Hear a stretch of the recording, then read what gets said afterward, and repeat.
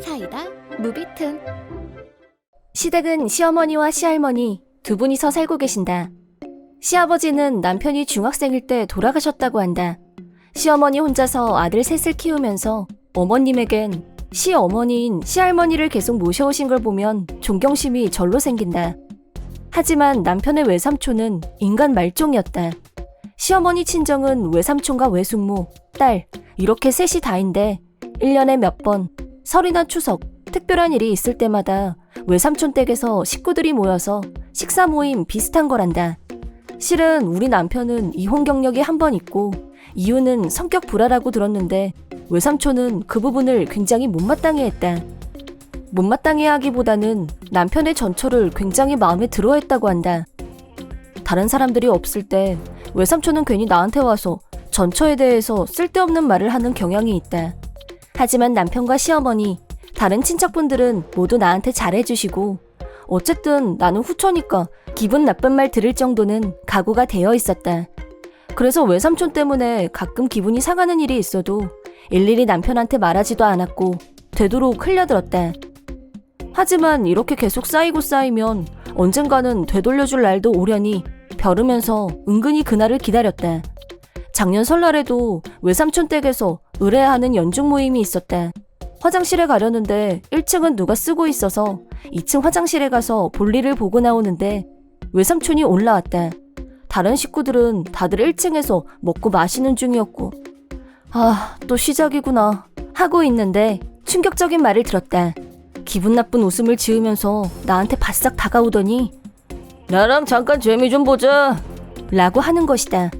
조카 며느리한테 그런 성추행 발언을 하다니 순간 온몸에 벌레가 기어가는 것처럼 징그럽고 역겨웠다. 외삼촌은 벌써 나이가 54살에 자기 와이프는 지금 임신 중인데 어떻게 조카 며느리한테 그런 저속한 말을 할 수가 있는지 원래부터 인간 말종 냄새가 난다고 생각은 하고 있었지만 정말 썩은 내가 진동하는 인간이란 생각이 들었다.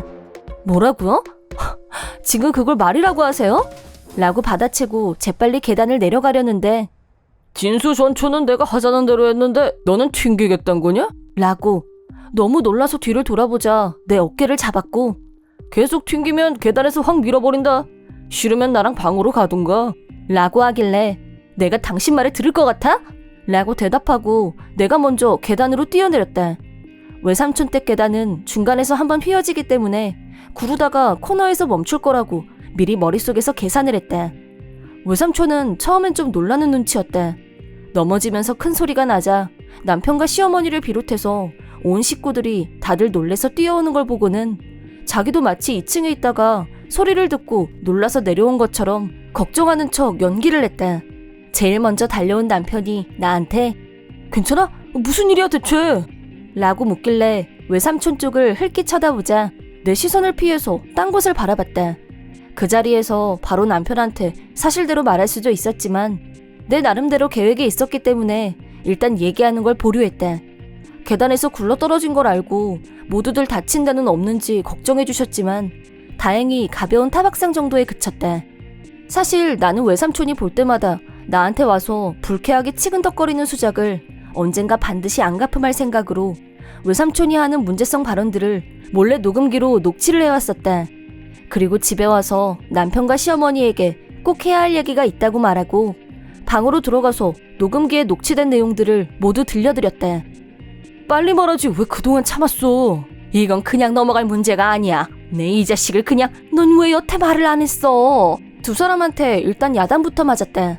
남편은 물론 시어머니도 열받는다며 펄펄 뛰셨고 당장 외삼촌을 족치러 가겠다고 하셨지만 현재 외숙모가 임신 중인 점을 고려해서 지금 외삼촌 집으로 가면 당연히 외숙모도 알게 되는데 충격받고 혹시 아이가 잘못되기라도 하면 안 되니까 이 얘기는 외숙모가 출산을 한 후에 했으면 한다고 두 사람을 설득했다. 그러자 남편은 안 돼. 지금 당장 가서 멱살 잡고 따지고 죽도록 패줄 거야. 라면서 당장 외삼촌을 족치지 않으면 안 될 것처럼 흥분했지만 내가 간곡히 조금만 참자고 설득한 결과 두 사람 모두 내 의견을 받아들여줬다. 그리고 외숙모가 출산 후 우리는 먼저 외숙모에게 녹취 내용을 들려줬다.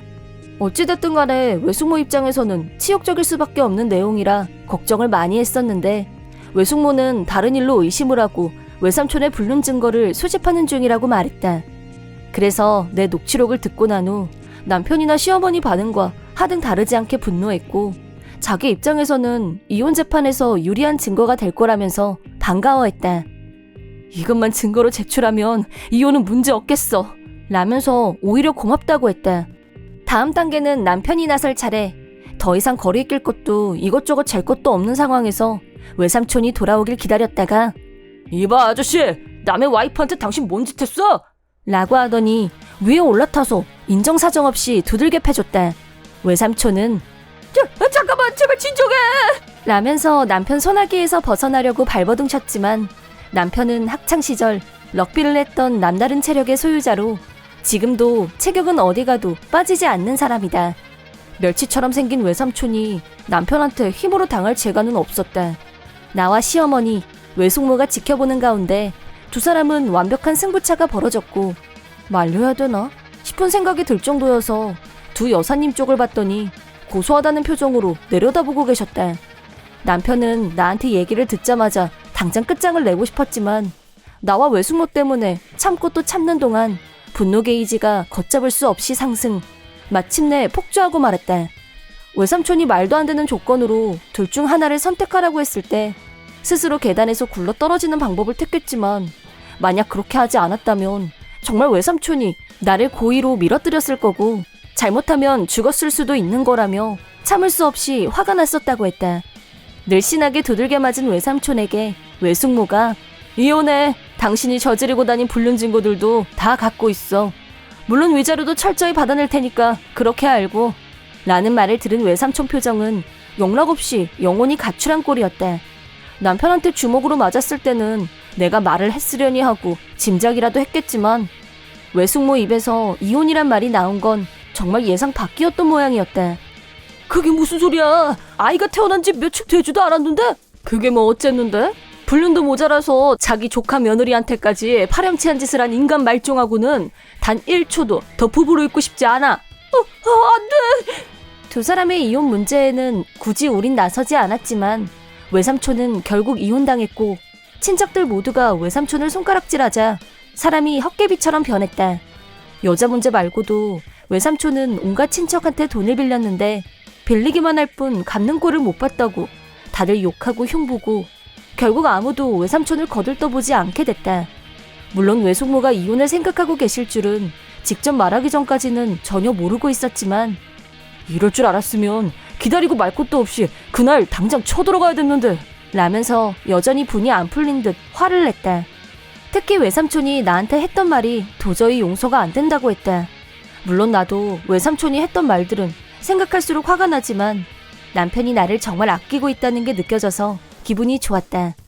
그날 일을 떠올리면 무슨 배짱으로 계단으로 뛰어내렸는지 내가 해놓고도 이해가 안 되지만, 그때 둘 중 하나를 선택하라고 강요당했던 순간에는 그게 가장 최선이었다. 모든 문제가 해결됐지만 외삼촌이 말했던 전처는 하자는 대로 했었다는 말은 여전히 찜찜하게 남아있었다. 하지만 정말 그게 원인이었다면 남편 성격에 지금껏 평화롭게 지냈을 리가 없다는 생각도 들었다. 나중에 남편한테 그게 사실이냐고 물어봤는데 남편은 그런 얘기는 들은 적이 없지만, 만약 그게 사실이었다고 해도 전초와의 일은 이미 과거이기 때문에 아무래도 상관없다고 말했다.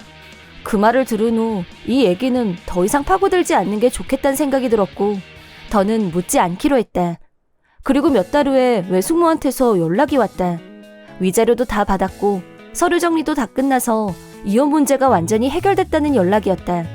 이혼 자료를 추가해줘서 고맙다는 인사까지 받았다. 외숙모한테 버림받은 외삼촌은 딸한테도 외면당했고 빈집이나 다름없는 집에 혼자 남게 됐다. 외숙모는 집에 친척들이 모일 때마다 항상 맛있는 요리를 대접해 주었고 집안 구석구석을 반짝반짝 빛나게 가꾸던 분이었는데, 그런 분이 떠나자 집 자체가 폐허처럼 변해갔다. 손님 대접도 할 줄 모르는 외삼촌 집에 찾아가는 사람은 당연히 아무도 없었다. 내 입장에서는 반가운 일이었다. 그런 인간을 또 만나러 그 집으로 간다는 건 끔찍한 일이니까. 앞으로 외삼촌이 얼마나 더 바닥을 치면서 비참한 인생을 보내게 될지 기대하고 있다.